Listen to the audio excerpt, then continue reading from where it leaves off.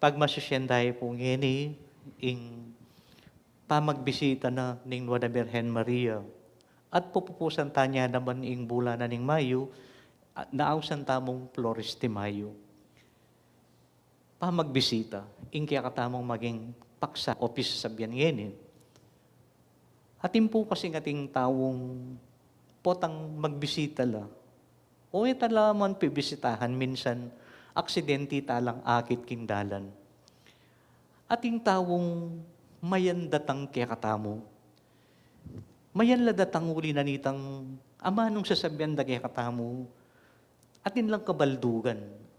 O kaya, atin tamong nga populot. Karetang ama nung sasabihan da kaya katamo. Atin naman tawong kabundala mo magsalita. At potang mag-umpisa nung magsalita, ding pisasabihan, ding biye, da ding mikibye. Kumbala mo, lulto lang maindredos, pakilaman de in biye na ning mikibye, hangga na potang mayaring pisasabihan, ala ka nga pulot karela. I Maria kaya na no indarala ng pamunta, king kayang pinsan, Santa Isabel. E po biru-biru, inggewa na ning Nueva Birhen Maria. Lalo na, babae ya. Mabuktot ya pa. At king pintalada, biru-biru ing dalalana. Ing dalan, mabato, baku-baku, at alwa mo ita, maalikabok ya pa. Pero lawin yun, itang maragul na sakripisyong gewa na ning Nueva Birhen Maria para puntalane ing kayang pinsan, naman para mipagkwentuhan la. Dinake namong Maria, nung nano itang kalam atinggap na ibat king Diyos. At itang kalam na kaita, iyapin ing kalam na ning grasyang pangainduna, ating pangainduna namang Santa Isabel, na balabo, pitam nuno ni nga pong ginu, king karelang bukasyon. Lawenta mo, nung nano inggewa na ning Nueva Birhen Maria, kabang kaya bene, Santa Isabel. Sasabihan na ning Ebanghelyong binasa ko, sino pa king kayang pamakailangan? Tutupin po siguro. Uling matuwa ni Santa Isabel, limitado na yung kayang pangimot king kayang katawan. Kadwa na nita, uling matuwa ni, nabalo, nung nano inggawa na, nung sakaling datanging oras ning kayang pamakanak. Uling first time na pong may kayanak. Kidun na po kasi ning makabang panahon, ngayon nila pa mo may pagkalaman anak. Nanong milyari, o ba't bala mo, likwano ni nga pong ginu, diningan bang miyasawang Isabel ang po'y Zacarias. Alinala, no kilingwan. Ingka matutuwanan? Siguro, sinabi na ni Anghel Gabriel kang Zacarias, anyang mga diya, mapalyari sinabi na nga na, Zacarias, malambat na kang susuyo king hapong ginu, malambat mo nung pangadiding tao. Po tagal lang, kalingban may tang kayadbanan mo king hapong ginu.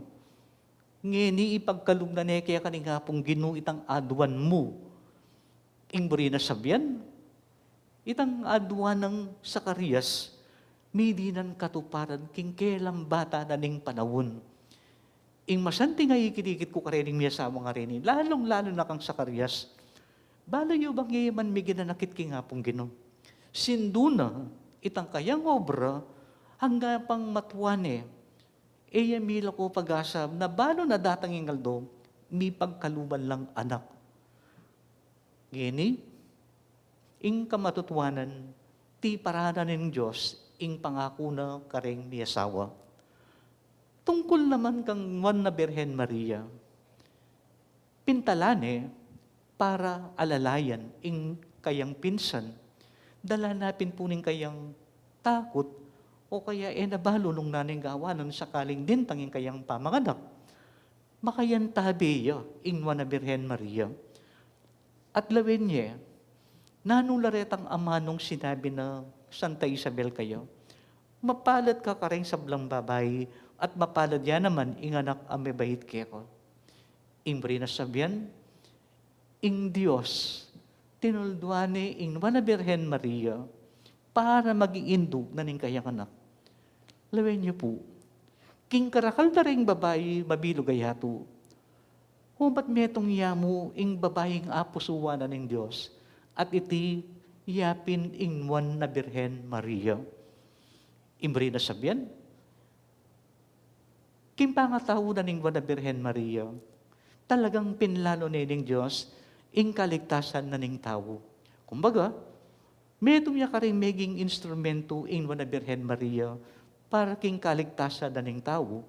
Kasi po, nung tinango ing wan na Birhen Maria, nirefuse ne, itag panagkat na ning Diyos para maging indo na ning kayang anak. Baka hanggang hini, alipa nakatapang mo rin ning kasalanan. Pero lawen niya, ing bayong Eva, may kiramdam niya, king salita na ning Diyos, ene kalupa ning minunang Eva, simple mo yung panabili na ning Diyos, ede lalapitan, ede tatalnan, at ede kakanan, ing prutas sa pagbawal na ning Diyos karela. Pero nanong bilyari, ela may kiramdam, pero ing bayong Eva ngeni, biyasa yang makiramdam. Nung alin lang nening lubingan, ing mumunang Eva, ing bayong Eva, alinan niya. Bakit? Makiramdam niya king salita na ning Diyos. Makiramdam king amuyot na ning lubingan. Ing biyasang babaeng meging ima na ning tagapagligtas, metong yang sensitibong tao, balo ng pilinan, nung nano ing marok ating gusto. Anya itamo pong Katoliko. Sasabihan na rin aliwata mo pong kapatid, o ba't gagawan tayang Diyos si Maria? Tayo po gagawan Diyos. Ulitan kayo po. Tayo gagawan Diyos. Susundo tamo mong Katoliko, nung nanuing depatanan ng Diyos kayo. Masalang binasa kayo, itang magnificat ng Maria, nabala mo, king intindi tamo, migpasalamat si Maria, king ganaganang depat na ng Diyos kayo. Aliya, baka ingapong ginu, yapang migpasalamat kang Maria, nung kang Maria, may bayit ing tagapagligtas. Anyay tamong Katoliko, nung nanuya mo ita susundo na ning Diyos, anyang gewaneng maging indo, ing ning kayang anak, itamong Katoliko, makanyan tamong susundo, nung nano ing gewanan ng Diyos, kang Maria. Nakikatamo ning pagmasusyan tamo po, ating may basang Ebanghelyo, inayong balang Kristiyano, maging tagapagdalayang mayap na balita, kareng-karelang kapatid. Nanong klaseng balita? Karelang kapatid tamong malambat tanang epetawaran. Siguro, makapanahuna para magbawas tamong bibit-bitan king kaya katamong sarili, potang patawaran tada din kaya katamong may kasala. Detang malambat tao ng pakisabihan, hangga tamo kapilan bibit-bitan, itang bayit na nitang etala pakisabihan rin tao karenin. Detang tawong may kapanasagit loob kaya katamo, detang tawong bindamusak king kaya katamong pangatawo. Balo kung masakit lareta, pero ingkutang kaya katamo, hangga tala kapilan daralan dining sugatareni. Hangga tamo maging takapagbalita, ding may pabalita, kalupa ng Maria, king dewatana kag Santa Isabel. Hindi po siguro masanting tamong pibulayan pakamalan kong kapatid, ngayon pagmasisyan tayo, in pamagbisita na ning Birhen Maria, king kayang pinsan, Santa Isabel.